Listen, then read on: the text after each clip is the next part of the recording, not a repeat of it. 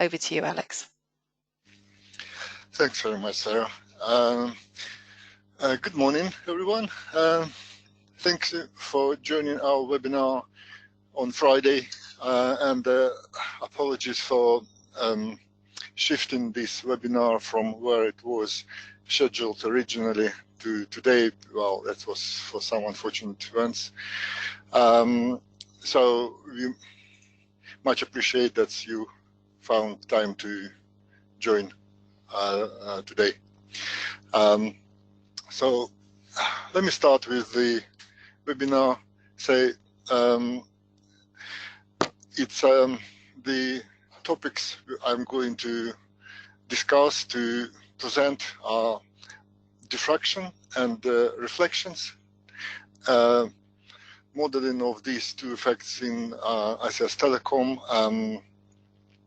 These topics are quite massive, so I've prepared a presentation which has also resulted in a massive presentation. While I'll be going through the slides, I suggest that if anyone in the audience has a question or proposals, please don't hesitate to interrupt me and probably start some kind of a sub-discussion on the topics. So this might make webinar a bit more interactive and lively, if you like. So anyway, I will start, and we'll see how it goes during the presentation. So diffractions and reflections. So the scope, what I would like to talk about is what is actually the physical nature of these effects, diffraction and the reflection. What are the basic models for diffraction and reflection types of reflections? How they are modeled in the ICS Telecom, both of them, and some demos which I have also prepared to show examples of using these effects. I suppose probably the majority of the material and items in the presentation is familiar for you guys, engineers and users of our software. So once again, please don't hesitate to ask more questions, whatever is of interest for your work. Okay, so let's start with diffraction first. So, and let's get back for a while to the basics, because it's always useful to refresh our understanding what are those effects, electromagnetic propagation of electromagnetic waves over a regular surface, what effects can be observed during this process, and how to tackle this process. So first of all, we all know that when electromagnetic wave from a source Tx propagates to the receiving point, some point Rx, and there is a irregular surface close to the propagation path. So the surface is being illuminated by the incident electromagnetic wave, resulting in the induced currents on the surface. I've showed patches of this current by red. This current in turn generates the secondary field, ES. This secondary field reaches the receiving point, and as a result, at this receiving point, we are observing both the incident field and the primary incident field and the secondary field generated by this irregular surface. So relationship between this received field, the total received field, the incident field, the primary field, and the secondary field is very complex, as can be expressed using integral equation, and quite obvious that's not feasible to use those integral equations for our purposes of calculating coverages over vast areas or complex environment that includes clutter, vegetation, all kind of buildings, all kind of obstacles. So since this was since say development of radio services from radio to television, so on and so forth, engineers been facing this very complex task of simplifying this scattered field from the surface in order to do the calculations quick, but at the same time is still accurate enough. So the result of this work was that the scattered field can be split into components, and those components are diffraction, reflection, and scattering. So usually diffraction is being treated as the field in the areas, in the shadowed areas, so in the non-line of sight situation, while reflection is mostly for the line of sight where the receiving point is above the obstacle. And scattering is sort of diffuse field, diffuse scattered field that bounces off obstacle that's larger than the wavelengths. So the resultant of the scattered field is radiation into all the direction. I will show this a bit later. So once again, this complex process of propagation is split into the incident field, the primary field, E0, into the diffracted, reflected field, and some more effects. But we are talking about diffraction and reflection today. So this was the first basics. The second basics is what is the physical nature of diffraction. Once again, it's generated by the induced currents on the surface, and can be summarized. The diffraction effect can be summarized as spreading of waves around the obstacles and into the shadowed areas. This shadowed area is called also penumbra. Probably you've seen this term already.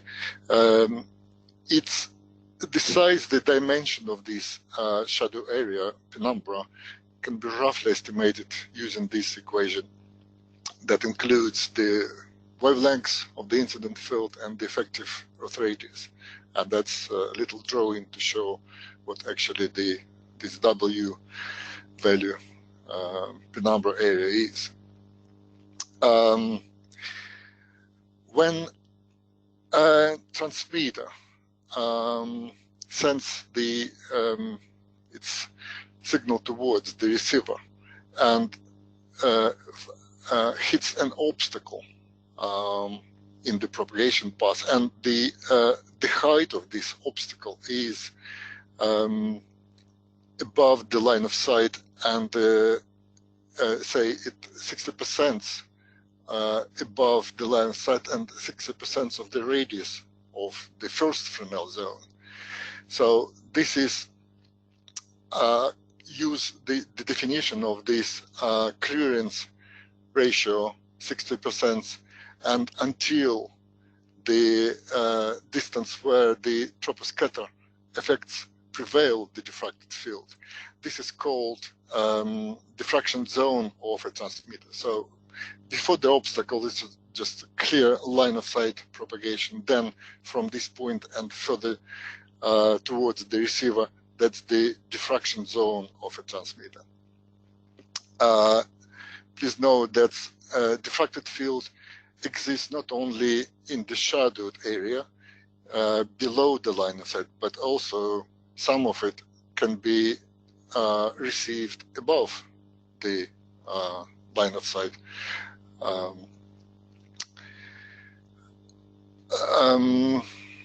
What else? Yeah, in practical term, diffraction is useful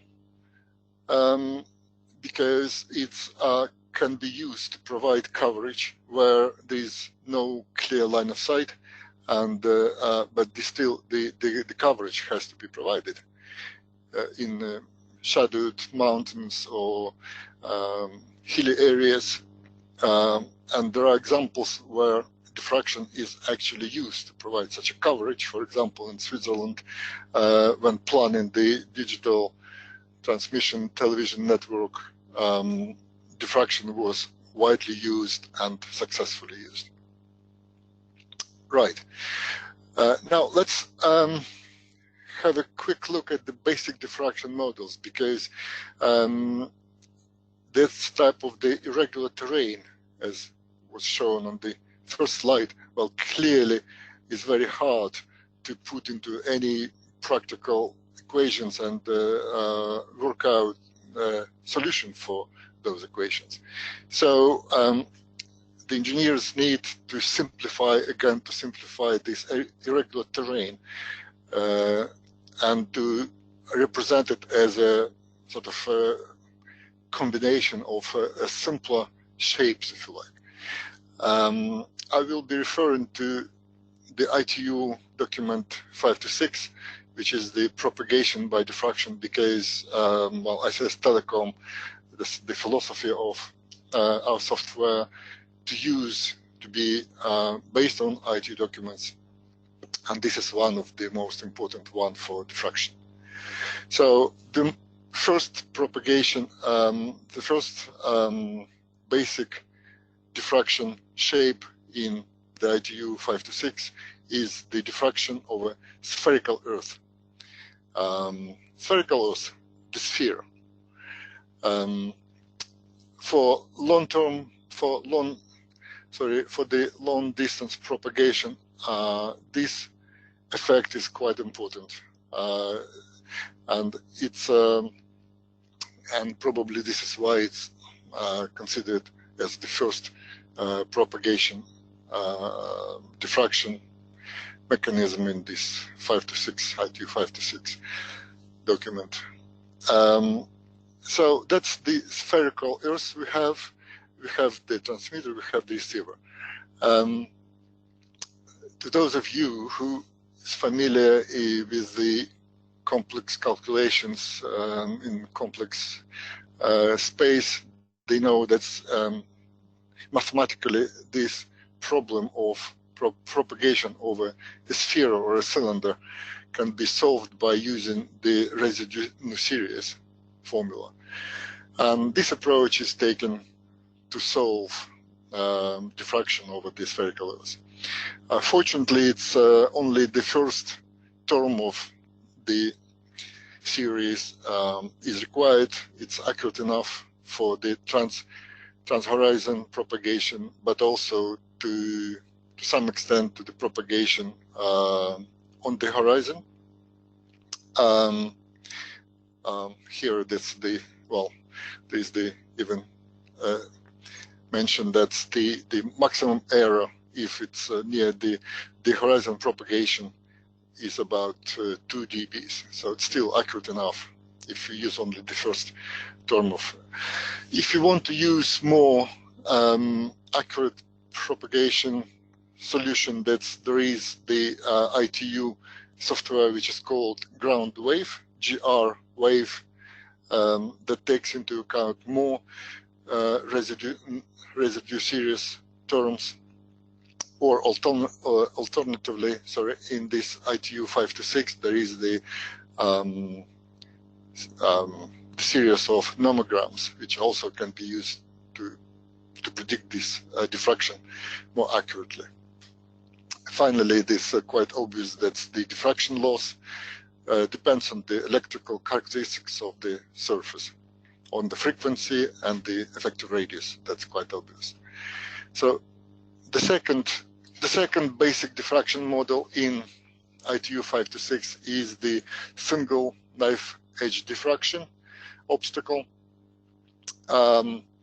It's a, well, clearly it's a simplification of terrain obstacles, which probably have a similar shape, and there is the approximation how to work out the diffraction loss, which is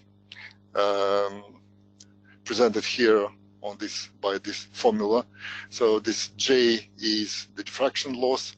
This the parameter nu is the clearance ratio, includes the clearance ratio, and for parameter nu above 0.78, the approximation is quite accurate. Here it's interesting to see what the diffraction loss is as dependent on this parameter nu is. So when this parameter is negative, and that happens when, see, the receiving point is above the line of sight, above the obstacle. As I say, there is still diffracted field in this case as well. So we can observe oscillations of the field caused by interaction of the diffracted field and the primary incident field. So those oscillations, they propagate until the parameter, so the receiving point is going below the obstacle, and we have this parameter nu positive, and since it's positive, so from -1 through 0 and down, the diffraction loss in, sharply increasing from 0 to some value of 20 dB or so. So that's important to understand, that diffraction loss can exist both below the obstacle and above the obstacle.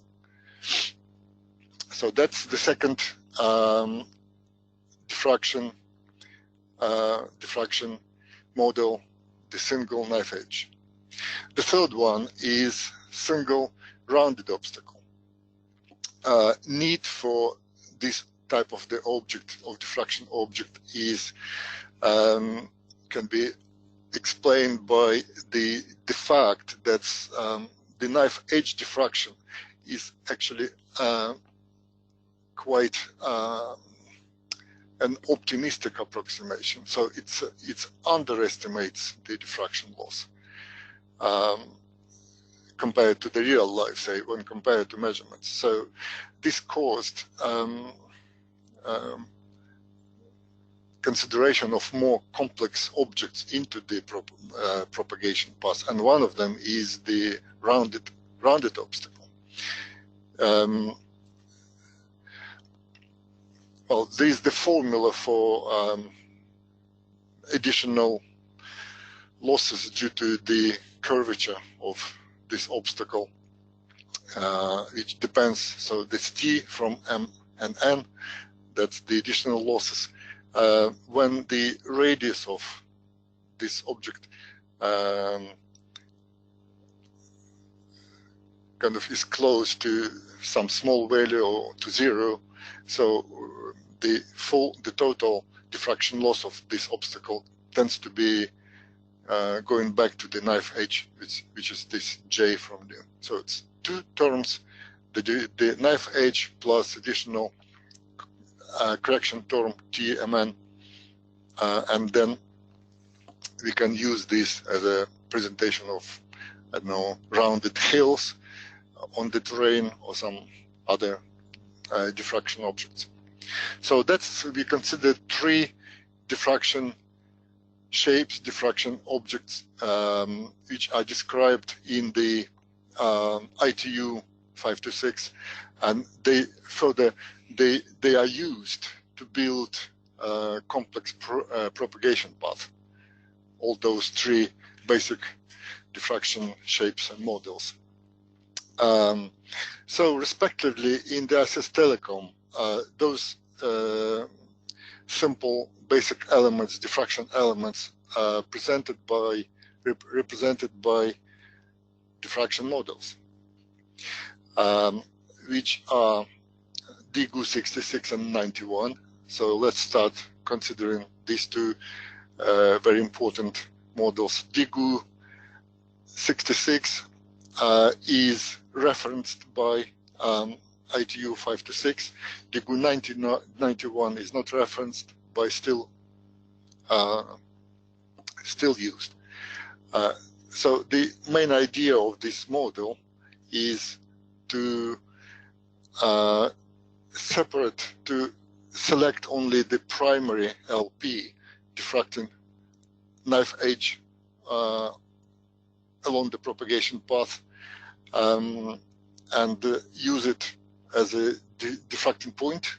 So the diffraction loss at the receiver will consist of the diffraction over this main LP obstacle. DGU 96 model consists in adding one additional obstacle, either between the transmitter and this main obstacle here, or between the main obstacle and the receiver here. So once again, the DGU 96, that's two obstacles on the propagation path. DGU 91 is one more obstacle added. So except this main LP obstacle, we have also one on the left and one on the right. And then the total diffraction loss in this case is, well, clearly it's the sum of losses on those three obstacles. The next one is actually the extension, the improvement of this DGU model, and it's called DGU 94. It's not referenced by ITU, but it is useful, very useful model for propagation over not very long distances, because it doesn't include a curvature of the Earth. So that has to be remembered. So these DGU models 66, 91, and 94, they don't include any curvatures and any sort of round type obstacles. So it's all about knife edges at rather short distances. Short meaning probably, well, in practical terms, 100 kilometers, 150 kilometers. They still can be used very successfully. So 94 DGU model is not restricted anymore by 2 or 3 obstacles. It includes the potentially indefinite numbers of them between the transmitter and the receiver. However, if there are too many of those obstacles, the diffraction loss can be overestimated. So it's not perfect either. And it takes a bit longer to calculate, apparently quite obviously. Right. So next propagation model in ISS Telecom is important one, because it's been developed into kind of a modern modification of this propagation model called Delta Bullington. But the Bullington itself, as a model, consists of creating a virtual obstacle at the Bullington point.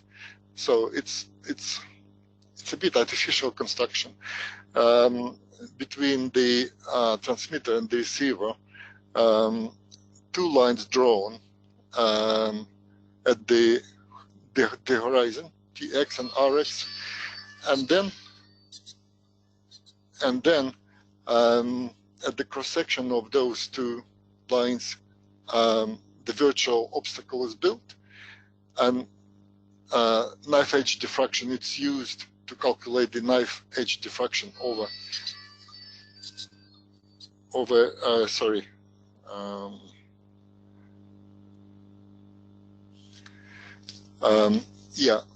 so this virtual obstacle is a knife edge, and the diffraction loss at the receiver is single knife edge diffraction.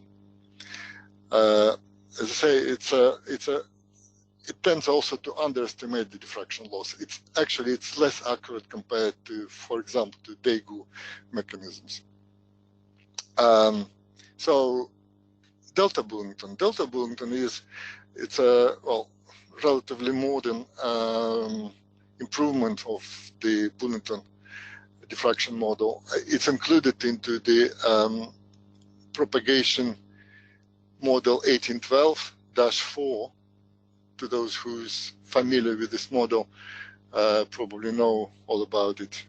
But the diffraction model itself, it consists of 2 diffractions by Bullington and 1 diffraction by spherical Earth. So between the transmitter and the receiver, the first diffraction is calculated as Bullington new diffraction over the actual profile. That's the first diffraction term, it's called LDA. The second term is diffraction, where all those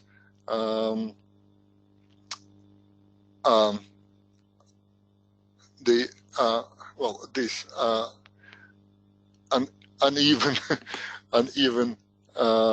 relief is removed, and we end up with this smooth profile. The second term then is Bullington diffraction over this smooth profile.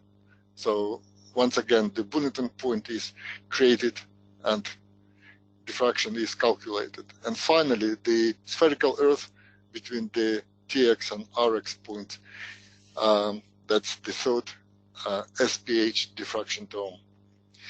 So we have considered this on the slide 5, so I won't get back to it, but just to remind where this diffraction, the spherical Earth is. So, and resulting diffraction loss is the Bullington over the actual profile, less the diffraction over the smooth profile, and added the spherical Earth diffraction. So these three terms, they make diffraction, delta Bullington diffraction model. Finally, when this, apparently the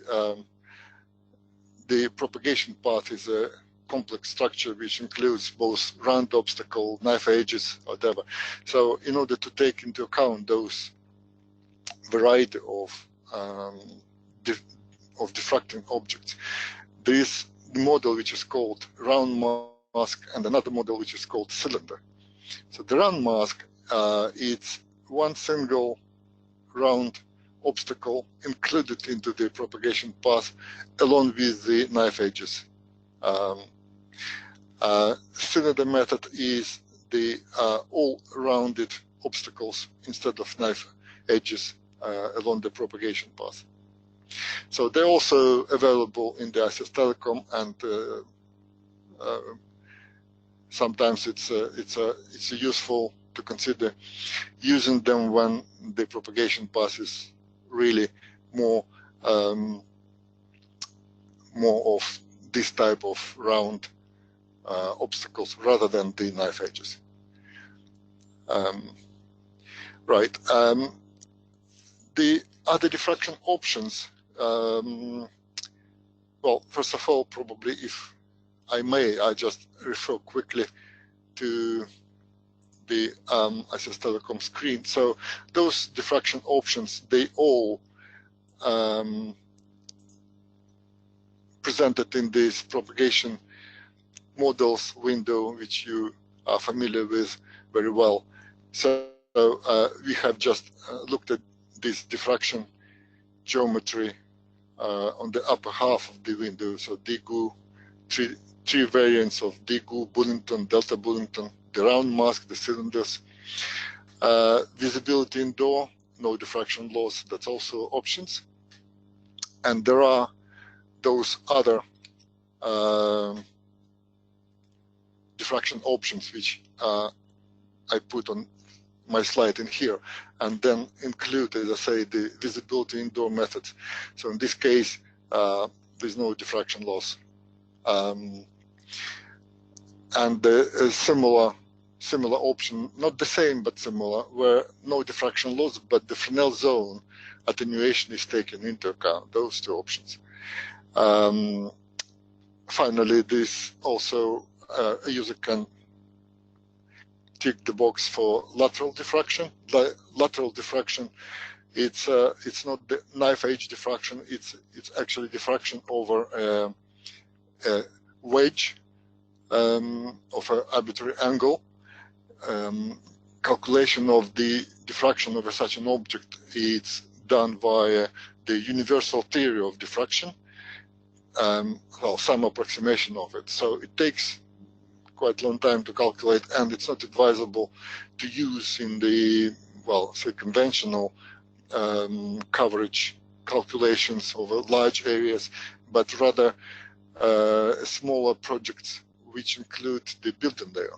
And the building layer with those right type of edges in the propagation path, they quite similar to the lateral diffraction obstacles. Path correction angle, well, the hint here says that can compensate diffraction loss on the first obstacle due to the antenna pattern. Well, to be honest, I haven't used it much, so you may try what it means. Well, spherical wave correction, that's some approximation when, for example, once again, when the distance between the receiver and the transmitter, or between the receiver and the transmitter is not that large, like in propagation in this dense urban environment, for example. And in this particular case, say, approximation of the incident wave as a plane wave is not probably exactly correct. So for this case, spherical wave correction can be also used. It considers the Fresnel ellipses not only in the Z plane, in a 2D plane, but in the three-dimensional space. So it can tip the corners of buildings. So that's probably useful once again at calculation propagation in urban environment with built-in layer included. Right, so this screen Alex, I've already shown. Yes? Just one very quick question. Which model is suitable for which band and which region?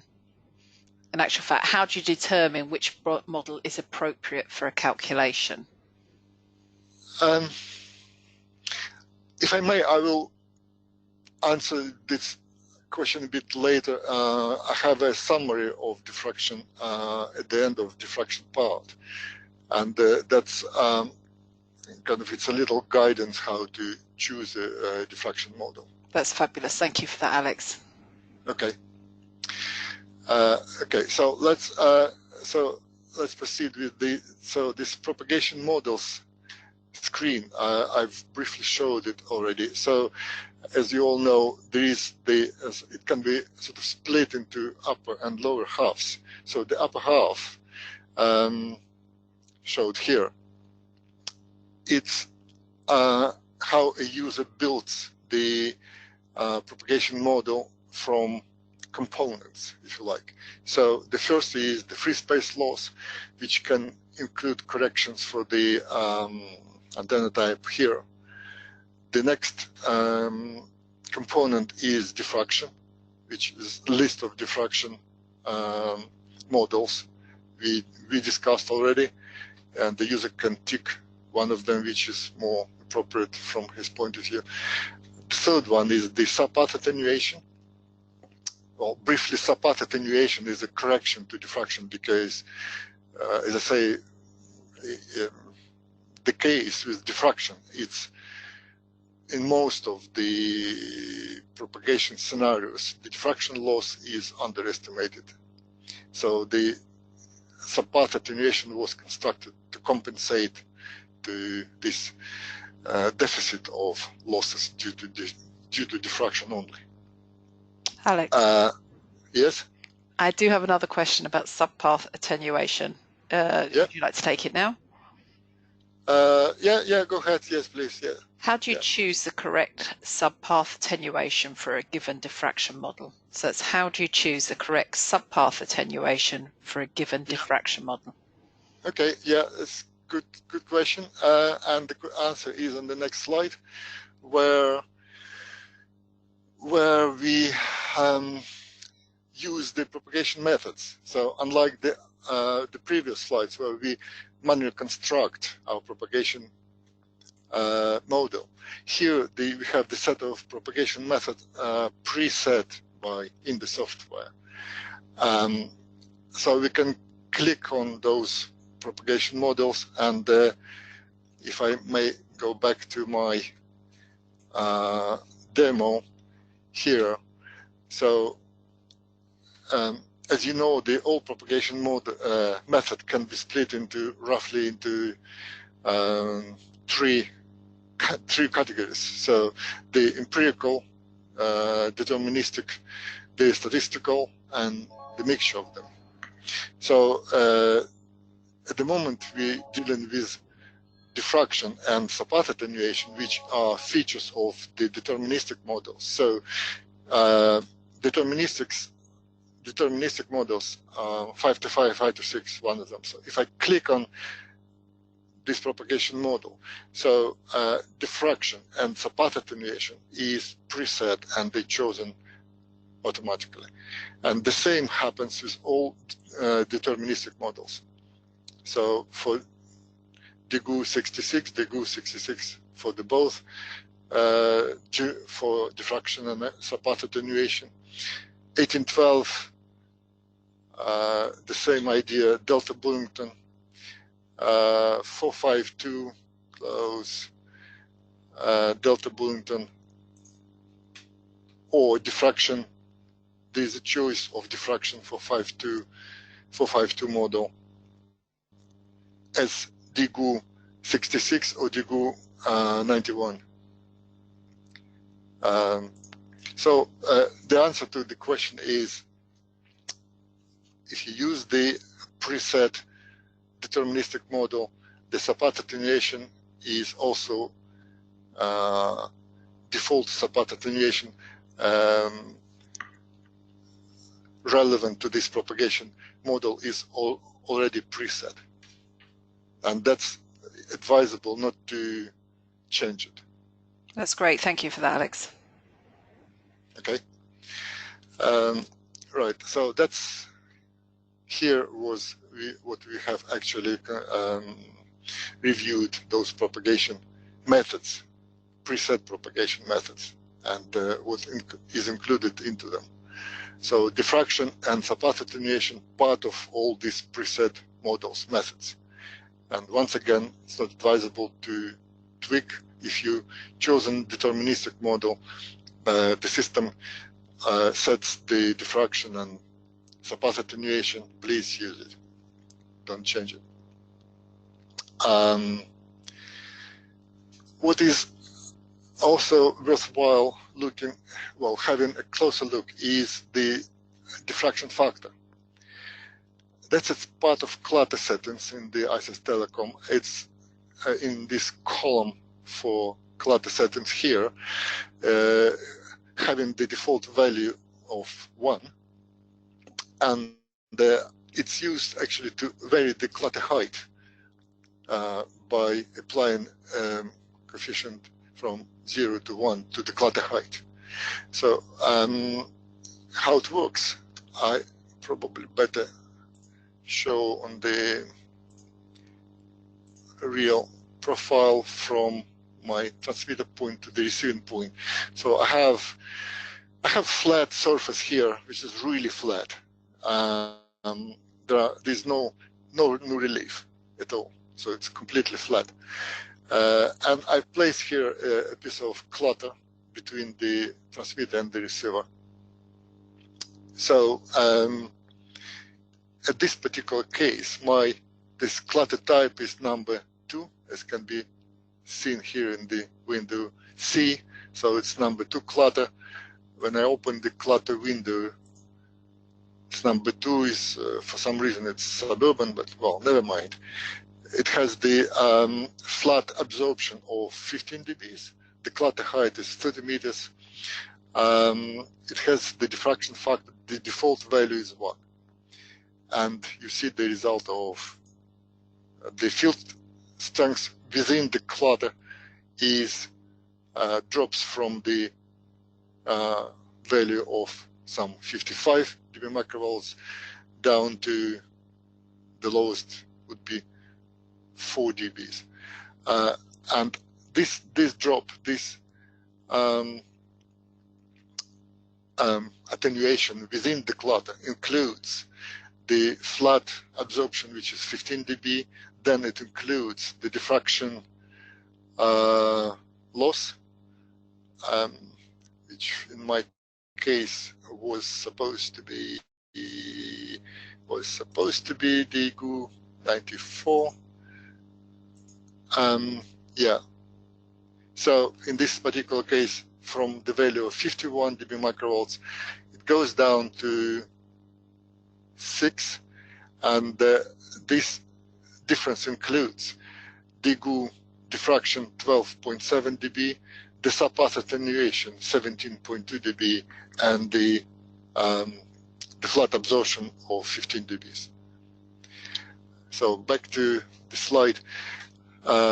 What is happening within the clutter? So when the field hits the front face of the clutter, it creates sort of, the software considers this as a knife edge obstacle, calculates the diffraction over it and the subpath attenuation, and applies the flat absorption within the clutter. So as a result, we have what we have. So the drop from 51 to 6 dB microvolts. This diffraction factor can be used either just to vary the height of the clutter by hand manually if the user wants it, or it can be included into the tuning function for tuning the measurements and predictions. So there is the window here, which you can set the minimum diffraction, maximum diffraction, and step in order to sort of bring the measured values closer to the calculated values, or vice versa. Of course, vice versa. Right. That's the actually illustration. What happens if I reduce? That's on the right drawing. That's what you have seen in my demo. That was the diffraction factor 1, and the field strength dropped to very low value. If I put diffraction factor to nearly 0, so I have the situation where my clutter height is very low, so it's below the line of sight, and I have only the flat absorption within the clutter. Mind you, it doesn't affect the received field strength, so we are talking only the field within the clutter. Right, and that's the summary I was talking about for diffraction. That's probably also answer to the question how to choose the diffraction model for your project, where dependent, say, for example, on frequency. First of all, we have to remember that frequency is not just a standalone parameter. It has to be compared with the typical size of an obstacle. If the wavelength of your radio service is small compared to the typical size of obstacle, you probably need to consider the round type of an obstacle. If it's compared or larger than the size or typical size of an obstacle, a knife edge would work well. And that's I copied this from this diagram from the ITU 526, because that's, from my point of view, it's useful to use as a guide to choose your propagation by diffraction model. So first of all, it starts from the path profile analysis. Then, as I already mentioned, to the definition of terrain irregularities compared to the wavelengths, and the decision point is the smooth earth. Smooth means the wavelength is very large. So if in this case the answer is yes. Then next is it obstructed, the line of path obstructed? If it's obstructed, yes. Then we use diffraction over the earth new solution, and full stop. Diffraction over the horizon, full stop. If it's not obstructed line of sight, then it's linear interpolation, but also the model is the spherical earth diffraction, smooth earth. If it's not the smooth earth, then we considering obstacle on the clutter or irregular surface. And in this case, we have to also answer, is it the radius available of those obstacles? If it's available, then we use just one obstacle, and the model, diffraction model, is single rounded obstacle. If you know the radius, it means the radius is large compared to the wavelengths. So the round obstacle would be the best one, the best choice.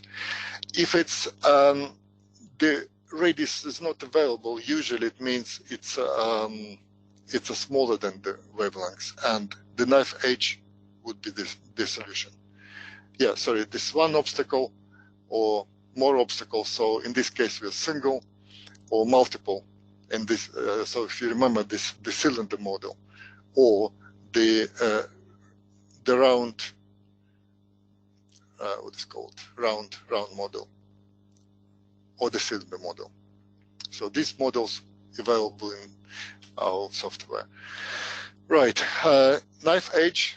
Is it, once again, is it one knife edge? If it's not one knife edge, then we use Daegu 66. If it's two knife edges or more, we use again Daegu 91 or 94. If it's more than, or alternatively also there's a Delta Bullington. Well, comparison of Bullington and Daegu was made by ATDI of results diffraction, these two diffraction tools, and also by Ofcom.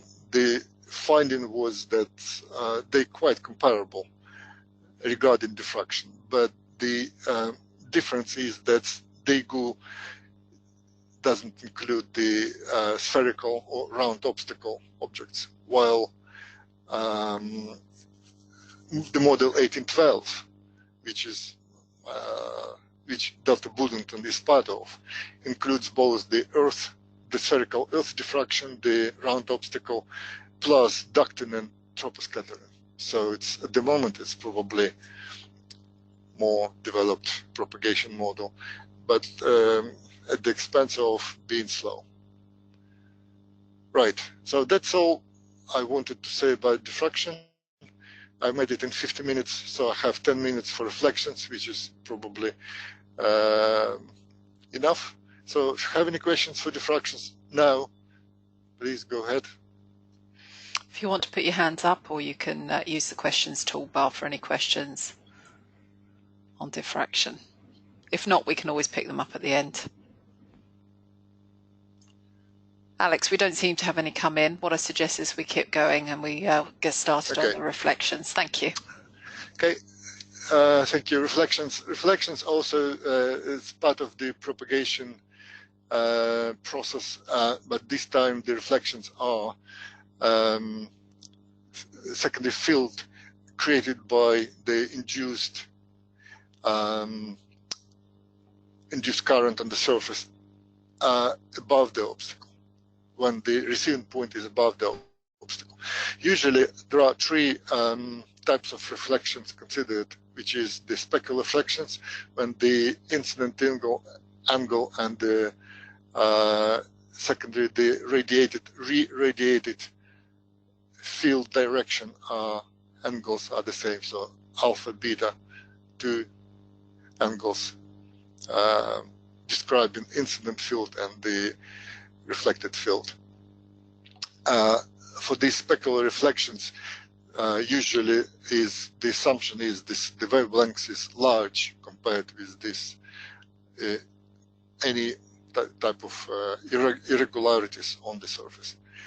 Next reflection type is the irregular surface, where there are both reflections and scattering, elements of scattering. In this case, the wavelength is of the order of those non-uniformities, and usually the dominant reflected field, which is also close to the specular or even to the specular reflection, but lower in the in value compared to the just a purely specular reflection, because some of the energy goes into other directions. Finally, the rough surface or irregular surface is considered as a source of the diffuse or Lambertian reflection. In this case, the wavelength is small compared to those non-uniformities. So in this case, the main reflection is back to the source of the radiation. It's proportional to this cosine function of this gamma angle. How to model reflections? Once again, in the clutter settings, this along with the diffraction factor already considered, this is the reflection coefficient, which is well, kind of obvious. It tells for itself. So it's also changes from 0 to 1, and it's actually the amount of the energy reflected by the surface from 0 to 1. So 1 is all the energy is bounced back, 0, none.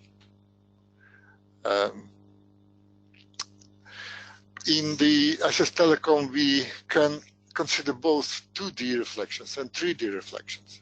The 2D reflections, in turn, have three options. Ground reflections, minimum, maximum. That's where the losses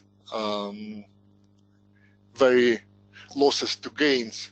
Yeah, I mean this model. So these three options, they include the phase relationship between the incident field and the reflected field. All three. So consequently, the reflected field can be either constructive or destructive. So if it's destructive, so we face with losses. If it's constructive, we have some gain. So ground reflection minimum, maximum, that's reflections ranging from losses of -25 dB to gain of +6 dB. The ground reflection point is where the system first is looking for the reflection point in the surface, and then calculates the gain or loss. In this case, the gain is also up to 6 dB. The loss is up to -20 dB. This mechanism is based on the ITU document 530, which is the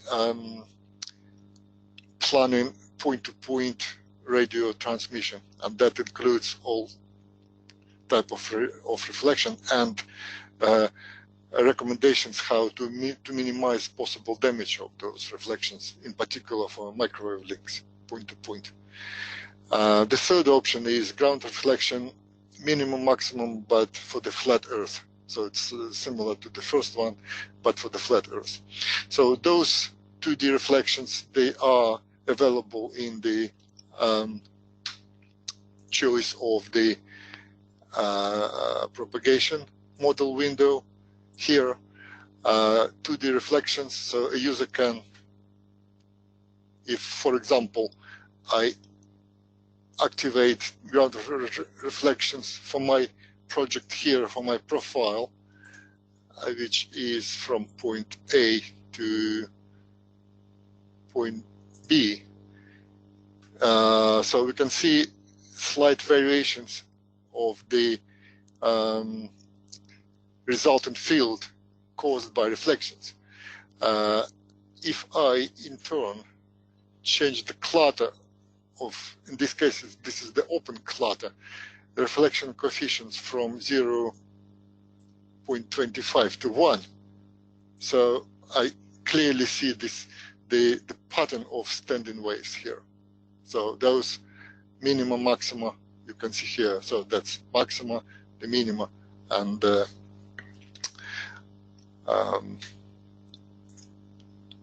one more example. Where am I? Parameters, propagation model, settings. Yeah. Flat Earth. Interesting to see. See during that's the same standing wave pattern, except that the last minimum is gone because it's just they're supposed to be flat. Right. On general note, the reflections usually they don't contribute much. If you have large distances, if you have usual irregular terrain. So what makes sense it makes sense to consider reflections where you're working with a shorter distance propagation model over a really reflective, smooth surface like water, say. In this case, it can make a difference. Or there is, for example, a propagation model called two rays. So that model consists only of two components, the incident field and the reflected field. But once again, that's for shorter distances for highly reflective surfaces. Right, that's I have already shown, so we'll pass this slide. Now, 3D reflections. 3D reflections, that's really useful to take into account in the, once again, back to the dense urban environment and high resolution DTM and building layer available. In this particular case, I go to my another project, and that's project where I have 6 transmission station, LTE transmission station in the urban environment. So the distance between them is really small. So from one to another one, it's only 100 meters between my transmitters. I have the building layer in my project here. So these are my buildings. Each building has, as a clutter, number 13 clutter, it has the attenuation in dBs per kilometer. In my case, it's 600 dBs per kilometer. It has flat also, flat attenuation, 15 dBs, and a certain height. So that's the settings for my project, and the resulting coverage you can see here. If I go back to my presentation, the first slide here shows just the calculation for this environment, for this project, without 3D option activated. So it's a propagation model as free space plus DGU95 fine integration, no 3D coverage, and the clutter settings for buildings is, as I showed already. So it's dB per kilometers losses. So you can see the canyon effects of propagation, the radio signal. On the next slide, it's all the same settings except the 3D reflections option is activated. What is interesting to observe, there are pink patches here, which are responsible for intersymbol interference. This intersymbol interference occurs where, well, the direct and the reflected signals are in the counter phase, the counteracting. To set it up to consider this interference effects more closely, there is setting here in the, once again, in the propagation model window. If I want to use 3D reflections, I have to tick the box responsible for the multipath, and then I have the choice of settings for 3D reflections, which includes the type of reflections, be a specular one or Lambertian, diffuse. So I've chosen the specular reflections. In other words, it's ray tracing. Ray tracing by from the reflective surfaces, but the system takes into account only one reflection, not many, just one. And here the second set of the parameters to choose the digital parameters of the radio service, the time of arrival, the synchronization threshold, so on, so forth. So that's basically how these 3D reflections are taken into account. As I said, there are pink patches responsible for interference, for intersymbol interference. Right, shown here as well. And basically that's all I wanted to say about reflections as they implemented in telecom. Yes? Hi, Alex. I did have a question on that. How to minimize the interference for 3G coverage calculations? Yeah, thank you. Sorry, I should have mentioned probably when I was considering these interference patches here.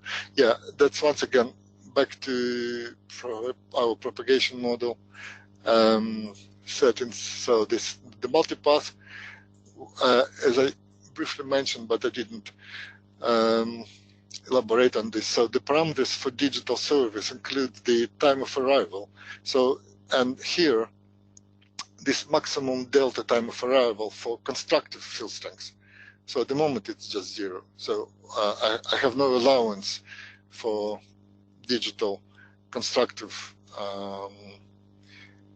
constructive field. So if I change this microseconds here to something like, say, 30, and also if I change the synchronization threshold, that should be in the order of 3 to 6 dB below the required field strength here. In my case, it's 51 dB microvolts. If I put it here to 45, I click OK, close, and then we do quick run. only 1 kilometer because it's really small distances here, so it won't take long.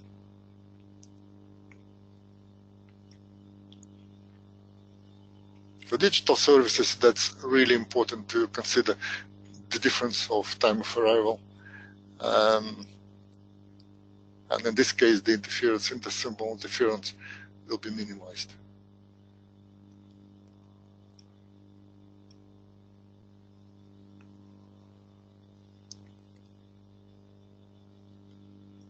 Right, so here we go. So the coverage is no ping on the screen. Well, I hope that answers the question. And so thank you very much for attending once again. Any more questions?